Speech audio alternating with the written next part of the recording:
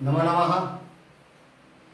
ધોરણ 12 વિષય સંસ્કૃત, સામાન્ય પ્રવાહ અને વિજ્ઞાન પ્રવાહ બંનેના વિદ્યાર્થીઓને બોર્ડની પરીક્ષામાં અભ્યાસમાં ખૂબ જ ઉપયોગી બને તેવું આપણે પાઠ શીખી રહ્યા છીએ. આજે આપણે પદ્ય પાઠ 2 શીખવાના છીએ, જેનું નામ છે સ્મૃતિ રસ સુધા. તમે આ પાઠને ક્યાંક સાંભળેલો છે, યાદ આવે છે? હમણાં જ આપણે સ્મૃતિ રસ સુધાના 8 પદ્ય શ્લોકને આપણે સરસ રીતે ગાઈને તમારી સમક્ષ રજૂ કર્યા હતા, અને તમે બધાએ એક કંઠસ્થ પણ કર્યા હશે. ન કર્યા તો કરી લેજો, કેમ કે એક ગાયનના આધારે તમે સ્પષ્ટ અને શુદ્ધ ઉચ્ચાર શીખી શકશો, સમજી શકશો, અને એના આધારે તમે કંઠસ્થ કરવામાં પણ તમને ખૂબ જ સાનુકૂળતા રહેશે. હવે આપણે આજે એનો અનુવાદ શીખવાનો છે, સ્મૃતિ રસ સુધા. ત્યારે પણ મેં પૂર્વ ભૂમિકા વિશે વાત કરી છે, વધારે પૂર્વ ભૂમિકા હવે દોહરાવતો નથી. પણ સ્મૃતિ જે છે, સ્મૃતિનો અર્થ મનોવિજ્ઞાનમાં સ્મરણ થાય, પરંતુ આપણા ધર્મશાસ્ત્રમાં સ્મૃતિના વિષયો આચાર, વ્યવહાર અને પ્રાયશ્ચિત, આવા 3 વિષયોનો સમાવેશ એમાં થાય છે. રામાયણ, મહાભારત વગેરે સ્મૃતિ ગ્રંથો છે. એવા સ્મૃતિ ગ્રંથોમાંથી આ 8 શ્લોકો ઉદ્ધૃત કરવામાં આવેલ છે, અને આપણે વાત કરી હતી કે અનુષ્ટુપ છંદમાં છે. અનુષ્ટુપ છંદમાં રહેલા છે 8 શ્લોકો. આપણે પ્રથમ શ્લોકથી એનો અનુવાદ કરીશું. બરાબર અહીંયા ધ્યાન આપજો, એટલે આપને પણ અનુવાદ સારી રીતે કરતા આવડી જશે. પ્રથમ શ્લોક. મિત્રો, આ પ્રથમ શ્લોક છે મનુસ્મૃતિમાંથી લીધો છે. એ આપણું એક ધર્મશાસ્ત્ર છે, એ આપણો સ્મૃતિ ગ્રંથ છે. પઠન કરું છું. પહેલા અધર્મેણ એધતે તાવત તતો ભદ્રાણી પશ્યતિ તતઃ સપત્નાન જયતિ સમૂલમ તુ વિનશ્યતિ. શું કહ્યું છે? અધર્મેણ. આખા પદ્ય શ્લોકનો એ એક મુખ્ય કોઈ શબ્દ હોય તો એ કયો છે? અધર્મ છે. અધર્મથી શું થાય? તો તમે તરત જ મને જવાબ આપો. હું એમને પ્રશ્ન કરું કે અધર્મ કરીએ તો શું થાય, તો તમે કહો કે આપણે દોષમાં પડીએ છીએ, આપણને નુકસાન થાય છે. પરંતુ અહીંયા જુઓ શું કહેવા માંગે છે. અધર્મથી, અધર્મેણ ત્રીજી વિભક્તિ, અધર્મ વડે એ ધતે તાવત. અધર્મથી એ ધતે એટલે સુખી થાય છે વ્યક્તિ. બોલો. પણ અત્યારે આપણે અહીંયા પૂરું નથી કરતા, જો આગળ અનુવાદ કરવાનો છે. છેક સુધી પૂછશું ત્યારે એનો તમને ભાવાર્થ સમજાશે. પણ પ્રથમ જે પદ છે, ચરણ છે, એમાં શું કહે છે કે અધર્મથી પહેલા તો તાવત, પહેલા તો શું થાય? એ ધતે એટલે સુખી થાય છે. એ ધતેનો અર્થ શું થાય? સુખી, સુખી થાય છે. તતઃ પછી ભદ્રાણી પશ્યતિ. ભદ્રાણી એટલે ભદ્રમ એટલે કલ્યાણ. આપણે આવે છે ભદ્રમ કર્ણભી શૃણ્યામ દેવાહ. એમાં ભદ્રમનો અર્થ શું થાય? કલ્યાણ. પછી ભદ્રાણી પશ્યતિ, પછી શું જુએ છે? કલ્યાણને જુએ છે. ત્રીજું ચરણ. તતઃ પછી સપત્નાન જયતિ. સપત્નાન એટલે અહીંયા પત્નીનો કોઈ અર્થ નથી. સપત્નાન એટલે કે શત્રુ, શત્રુઓ પર વિજય મેળવે છે. જયતિ વિજય પ્રાપ્ત કરે છે. આવી 3 બાબતોમાં એ પોતાની પ્રગતિ કરે છે. અધર્મનું આચરણ કરનાર વ્યક્તિની આ ગતિ બતાવી છે.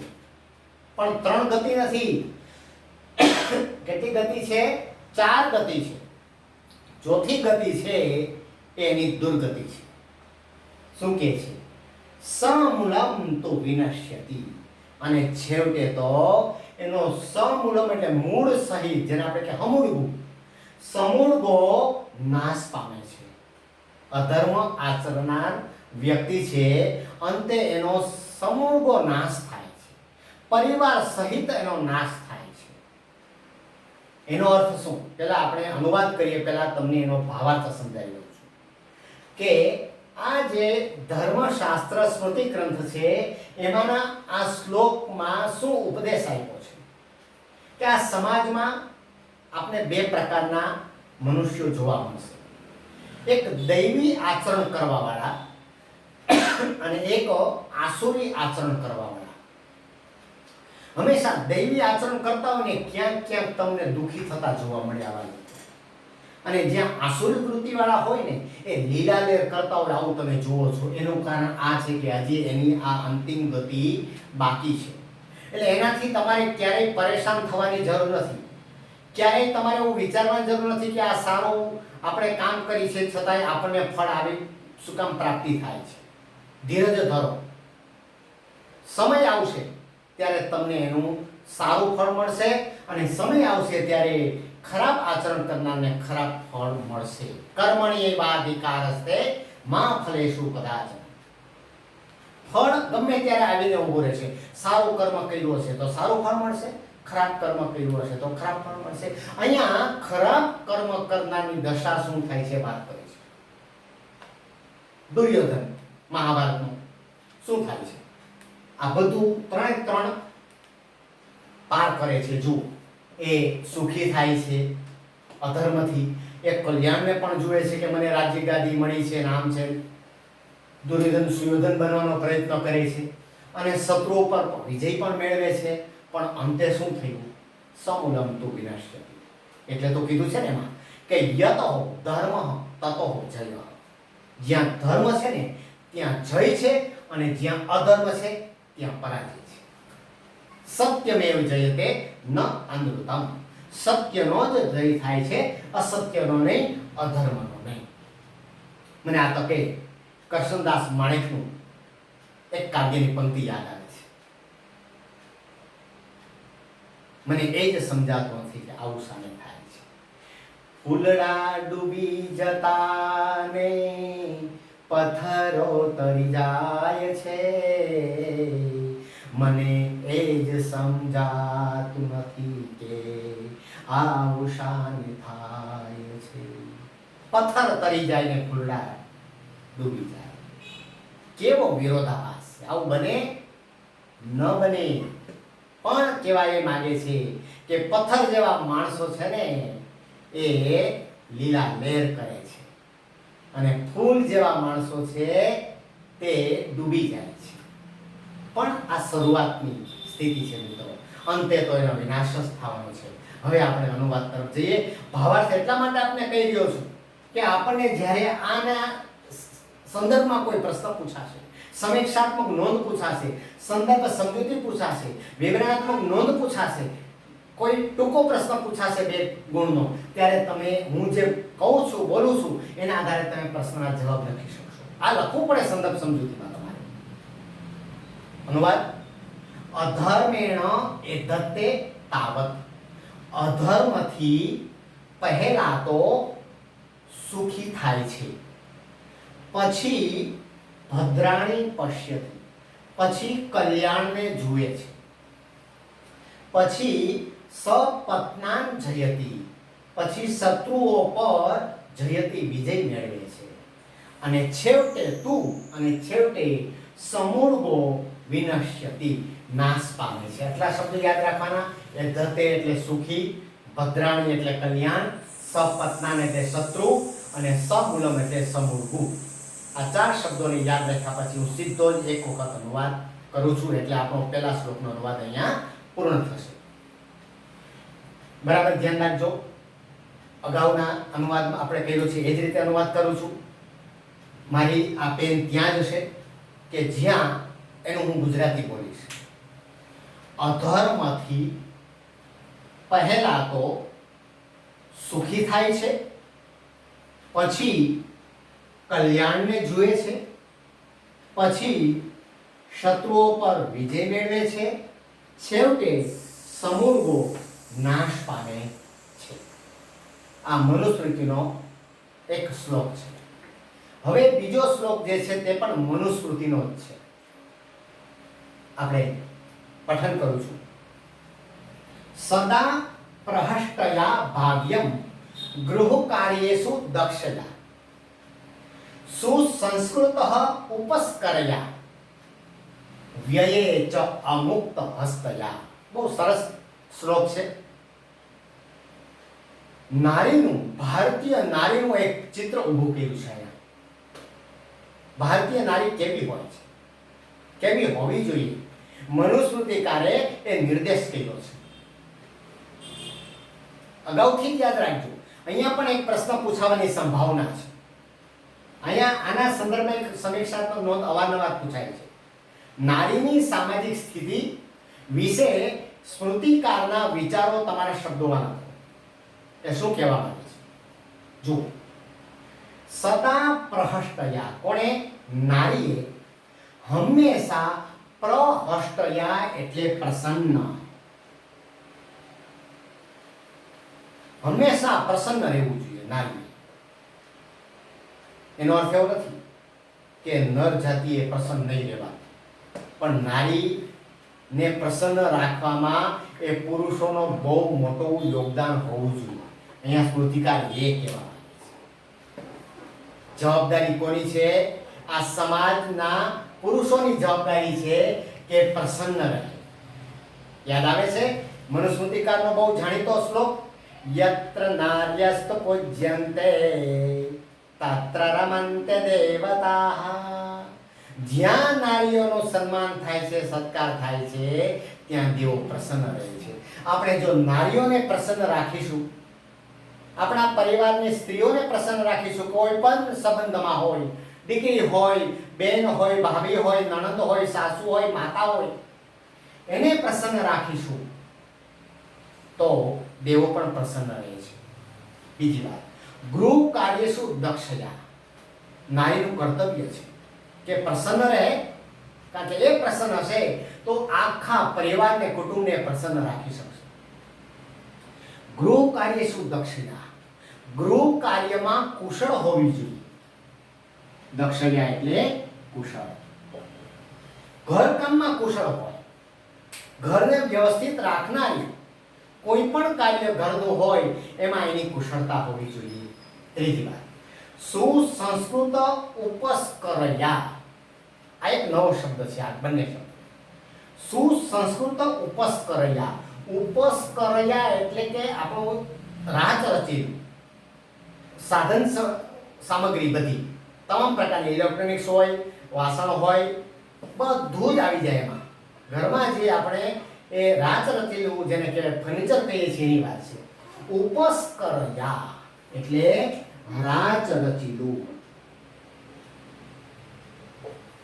રાચ રચેલાને સુસંસ્કૃત એટલે સારી રીતે સંભાળ રાખનારી.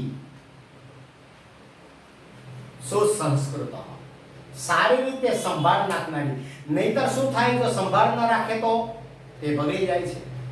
આપણું ફ્રીજ હોય, એ ફ્રીજને જો સફાઈ ના રાખીએ, અંદર બધી વસ્તુઓ મૂક્યા જ કરીએ, આપણે મૂક્યા જ કરીએ, એ વધેલો એ લોટ હોય, દૂધ હોય, દહીં, છાશ પણ આગળ પાછળ હોય, પડતર હોય, આવી બધી વસ્તુઓ, તો ધીમે ધીમે કરતા એ વસ્તુઓ પણ બગડે છે અને એ સાધન સામગ્રી રાચ રચેલું પણ બગડે છે. એટલા કે જેને સંભાળ રાખનારી હોવી જોઈએ. અને છેલ્લે એવી વાત કરી છે, વ્યયે ચ અમુક્ત હસ્તયા. અમુક્ત, મુક્ત હસ્ત એટલે છૂટો હાથ, છૂટા હાથવાળી હોવી જોઈએ. હો, ધ્યાન રાખજો, છૂટો હાથ એટલે હાથની વાત નથી, છૂટા હાથવાળી હોવી જોઈએ. અહીંયા એમ કે છે છૂટો હાથવાળી ન હોવી જોઈએ, એટલે કે પૈસાની બાબતમાં એનો હાથ હાવ છૂટો નથી કહેતા, એનો હાથ બહુ છૂટો, ગમે ને પૈસા આપી દે, પણ હાથ છૂટો રાખવાનો નથી. સ્ત્રીની જવાબદારી છે, નારીની જવાબદારી છે કે કેવી હોવી જોઈએ? કરકસર યુક્ત હોવી જોઈએ. ગમે તેવી સ્થિતિમાં, ગમે તેવી આર્થિક સંકળામણમાં પણ એ બરાબર કાળજી લે, કોઈ પણ વસ્તુનો વ્યય થવા ન દે, બિનજરૂરી કોઈ ઘરમાં વસ્તુ ના આવે, એની સતત કાળજી રાખનારી આ સ્ત્રી હોવી જોઈએ. કેટલી સરસ સ્મૃતિકારોએ એ નારી વેશાના વિચારો રજૂ કર્યા છે. જો કેટલા સમય પહેલા એ આજના સમયમાં બહુ સારી રીતે લાગુ પડે છે. ફરીવાર અનુવાદ જોઈએ આપણે. સદા પ્રહષ્ટયા ભાવ્યમ. ભાવ્યમ એટલે કે રહેવું જોઈએ, બનવું જોઈએ, નારીએ બનવું જોઈએ. આપણે નારી શબ્દ લઈએ છીએ, નારી માટેનો કોઈ સંસ્કૃત શબ્દ અહીંયા મૂકેલો નથી એટલે આપણે લઈએ છીએ. શું લઈએ છીએ? નારીએ, અને છેલ્લે શબ્દ શું આવશે? બનવું જોઈએ. નારીએ શું બનવું જોઈએ? તો કે હંમેશા પ્રસન્ન. બીજું, ગૃહ કાર્યેષુ દક્ષયા. ગૃહ કાર્યોમાં કુશળ. ઉપસ્કરયા સુસંસ્કૃત. રાજ રચીલાની સંભાળ રાખનારી. શું એટલે સારી રીતે સંભાળ રાખનારી. અને કરકસર યુક્ત રહેવું જોઈએ, બનવું જોઈએ. એણે રહેવું જોઈએ. કોણે? આ નારી. કરકસર યુક્ત રહેવું જોઈએ. હવે સીધો જ અનુવાદ કરું છું. નારીએ હંમેશા પ્રસન્ન, ગૃહ કાર્યમાં કુશળ, રાજ રચીલાની સારી રીતે સંભાળ રાખનારી અને કરકસર યુક્ત રહેવું જોઈએ. વ્યય એટલે ખર્ચ ન કરવો. આખો શબ્દ ભેગો આવી ગયો. આખો શબ્દનો અર્થ શું થશે? કરકસર યુક્ત. જો શબ્દ આવો છે કે મુક્ત હસ્ત, અમુક્ત હસ્ત, જેનો હાથ છૂટો નથી, તે શેમાં? તો કે વ્યયે, વાપરવામાં, વ્યય કરવામાં કરકસર યુક્ત હોવી જોઈએ. અનુવાદ એક વખત કરું છું, ફરી એકવાર. નારીએ હંમેશા પ્રસન્ન, ગૃહ કાર્યોમાં કુશળ, રાજ રચીલાની સંભાળ, સારી રીતે સંભાળ રાખનારી અને વાપરવામાં કરકસર યુક્ત રહેવું જોઈએ. આ બીજો શ્લોક. હવે આપણે ત્રીજો શ્લોક જોઈએ છે. વેદસ્વી કર્ણમ પૂર્વમ વિચારઃ અભ્યસનમ જપઃ તત દાનમ ચ એવ શિષ્યેભ્યો વેદ અભ્યાસો હિ પંચધાઃ. વેદ અભ્યાસ છે, વેદનું જે અધ્યયન છે એ કેટલા પ્રકારનું છે? પંચ એટલે પાંચ, અને ધા એટલે પ્રકાર. 5 પ્રકારનું વેદનું અધ્યયન છે. કયા સ્ટેપ છે, કયા સોપાન છે ના જોઈએ. પહેલું વેદ શું છે? તો કે વેદ સ્વીકરણમ. વેદનો સ્વીકાર કરવો જોઈએ. તમે કોઈ વસ્તુનો સ્વીકાર કરીને ચાલો ને તો તમે એમાં વધારે ઓતપ્રોત થઈ શકો છો. પણ તમે પહેલેથી જ નકારાત્મક ભૂમિકામાં કામ કરો તો કે આમાં આપણું કામ નહીં, અને પછી કામે વળગો તો એ કામ તમારું થવાનું નથી. પહેલા તો તમે સ્વીકાર કરો કે વેદ પ્રમાણભૂત છે.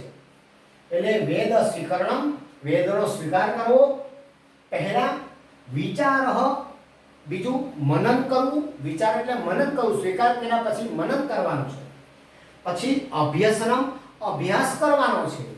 અને પછી જપઃ, જપ કરવાનો છે, જાપ કરવાનો છે, રટણ કરવાનું છે. એક વખત વેદનો અભ્યાસ કરે નહીં ચાલે. ધોરણ 12 નું તમે સ્મૃતિ રસ સુધાના પ્રશ્નો તૈયાર કરતા હો તો એક વખત વાંચી લેશો તો ચાલશે નહીં. વારંવાર તમારે વાંચવા પડશે, અને વારંવાર વાંચશો ત્યારે જ તમને એ સમજાશે. એટલે અહીંયા શબ્દ મૂક્યો છે જપ. અને ચોથું બહુ જ મહત્વનું છે, પાંચમું, વેદનો સ્વીકાર, વિચાર, અભ્યાસ, જપ, અને પાંચમું બહુ અગત્યનું છે. હું આટલું બધું શીખી લઉં, હું એનો સ્વીકાર કરું, એનો મનન કરું, એનો રટણ કરું, એનો અભ્યાસ કરું, પરંતુ મારી પાસે જ એ હાથવીને રાખું તો સાવ નકામું છે. શું કરવું જોઈએ? તદ્દાનમ, તેને દાન કરવું જોઈએ, તે આપવું જોઈએ. કોને? શિષ્યેભ્યો હો, શિષ્યોને આપવું જોઈએ, વિદ્યાર્થીઓને આપવું જોઈએ, જે હું અત્યારે આપી રહ્યો છું. આપણી શિક્ષણના પણ 5 આધાર છે. આ 5 આધાર છે. તમે જ્યારે અભ્યાસ કરો છો ત્યારે તમારે એ ધ્યાનમાં રાખવાનું કે એનો સ્વીકાર કરો. પછી શું કરવાનું? એના વિશે મનન કરો. પછી શું કરવાનું? ખૂબ ઊંડો અભ્યાસ કરો, ગહન અભ્યાસ કરો. ખોવાઈ જાઓ એમાં તમે. અને પછી એ વારંવાર વાંચતા રહ્યો અને પછી તમે બીજાને આપો. તમે કોને આપો? વિદ્યાર્થીઓ. તમે તમારા મિત્રોને આપો. તમે એકલા એકલા બોલો, તમે અરીસાની સામે જઈને બોલો, અનુવાદ કરો. બસ સફળતા તમને મળશે. આ વેદ અભ્યાસના 5 સોપાન છે, 5 આધાર છે. અનુવાદ ફરીથી અહીંથી અનુવાદ કરવામાં એટલું યાદ રાખજો આ શ્લોકમાં. વેદ અધ્યયન 5 પ્રકારનું છે. વેદ સ્વીકરણમ, વેદનો સ્વીકાર, પહેલા વેદનો સ્વીકાર, મનન વિચાર, અભ્યાસ, જપ અને શિષ્યભ્યો તત્દાનમ, અને તેને શિષ્યોને દાન આપવાનું છે. અનુવાદ, સીધો અનુવાદ એક વખત કરું છું. ખરેખર વેદ અધ્યયન 5 પ્રકારનું છે. વેદનો સ્વીકાર, પહેલા વેદનો સ્વીકાર, વિચાર, અભ્યાસ, જાપ અને શિષ્યોને તેનું દાન કરવું, ત્યાં કરવાનું છે. પ્રશ્ન સમીક્ષાત્મક નોંધ, અવારનવાર આ પ્રશ્ન પૂછાય છે. શું પ્રશ્ન પૂછાય? વેદાભ્યાસના 5 સોપાન જણાવો. ત્યારે તમારે, મેં અત્યારે જે વાત કરી એ વાત તમારે કરવી પડે, લખવી પડે. આપ સૌ જાણો છો કે સમીક્ષાત્મક નોંધના 3 ગુણ હોય છે. આમાંથી કોઈ એક સમીક્ષાત્મક નોંધ અવારનવાર પૂછાતી હોય છે. હવે આપણે જોઈએ ચોથો શ્લોક. ખૂબ મજા આવશે તમને. યથા કાષ્ઠમયો હસ્તિ યહ ચ ચર્મમયો મૃગઃ યહ ચ વિપ્રઃ અનધિયાનઃ ત્રયસ્તે નામધારકાઃ. આ 3 નામધારકા નામ ધારણ કરે છે. કોણ 3 નામ ધારણ કરે છે? જો, જે કાષ્ઠમય હસ્તિ, જેમ લાકડામાંથી બનેલો, હસ્તિ એટલે હાથી, જેમ લાકડામાંથી બનેલો હાથી. ચર્મમય મૃગ, ચામડાનું મઢેલું હરણ અથવા ચામડામાંથી બનાવેલું હરણ. અને ત્રીજું, અને અનધ્યાન વિપ્રઃ, અધ્યયન વગરનો વિપ્ર. આ 3 માત્ર નામ ધારણ કરે છે. જો તમને સમજાય કે હાથી નીકળે છે, આપણે કેવી જગ્યાએ ઊભા હોઈને હાથી નીકળે તો એને શું કહેવાય? કે હાથી છે. પરંતુ કોઈ બાળક દુકાનમાં જઈને પેલું રમકડાનો બનાવેલો હોય, લાકડાનો હાથી હોય, તો એ શું કહેશે? મારે પેલો હાથી જોઈએ છે. એને હાથી જ કહેવાય. શું કહેવાય? હાથી. હરણ હોય બનાવેલું તો એને પણ શું કહેવાય? હરણ જ કહેવાય. કોઈ ભૈણા વગરનો વિપ્ર હોય તો એને પણ શું કહેવાય? એ વિપ્ર જ કહેવાય. પણ એ 3 છે ને માત્ર નામ ધારણ કરે છે. ખરા અર્થમાં કશું જ એમાં છે નહીં. એની કોઈ સાર્થકતા નથી. શું કામ? સમજો ફરી વાત. કાષ્ઠમય હસ્તિ, લાકડામાંથી બનેલો હાથી ને હાથી કહેવાય, પણ ખરા અર્થમાં એ હાથી નથી. એવી રીતે ચામડાથી મઢેલું હરણ, એને હરણ એવું નામ મળે છે, પણ હરણની કોઈ સાર્થકતા, કોઈ લક્ષણો એનામાં નથી. એવી રીતે વિપ્ર, વિપ્રનો અર્થ શું થાય? વિપ્ર એટલે આમ તો બ્રાહ્મણ એક અર્થ એવો છે, પણ અહીંયા એ બ્રાહ્મણ એવો કોઈ સામાન્ય અર્થ લેવાનો નથી. વિ અને પ્ર આ 2 અક્ષરો છે. એમાં વિચારોની પ્રધાનતા એને વિપ્ર કહેવાય. અને વિપ્રનો બીજો અર્થ થાય વિદ્વાન. આ વિદ્વાન ખાલી કેવા પૂરતો હોય એને વિદ્વાન ન કહેવાય, પણ ખરા અર્થમાં એને અભ્યાસ કર્યો હોય. જો અભ્યાસ ન કર્યો હોય, સમજી લો એને ડિગ્રી પ્રાપ્ત કરી લીધી છે, બહુ મોટી ડિગ્રી પ્રાપ્ત કરી, PhD છે, MPhil છે, તો એ કહેવાતો વિદ્વાન છે, પણ ખરા અર્થમાં એ વિદ્વાન નથી, કારણ કે એને ઊંડો અભ્યાસ કર્યો નથી. એટલે જે અભ્યાસ કર્યા વગરનો, અધ્યયન વગરનો વિપ્ર હોય, વિદ્વાન હોય, તે 3 માત્ર નામ ધારણ કરે છે. ઘણી વાર કહે કે નામે શું હોય? નામમાં શું હોય ભાઈ? પણ નામ હોય ને, જો એનો અર્થને તમે સાર્થક કરતા હો તો એ નામ બરાબર છે. નામને સાર્થક કરવું પડે છે. મને એક હાઈકુ યાદ આવે છે. હાઈકુ એટલે તમે બધા જાણો છો, ગુજરાતી ભણો છો. કેટલા અક્ષર હોય? 17 અક્ષર હોય. પહેલી પંક્તિમાં 5 અક્ષર હોય, પછી 7 હોય, પછી 5 હોય.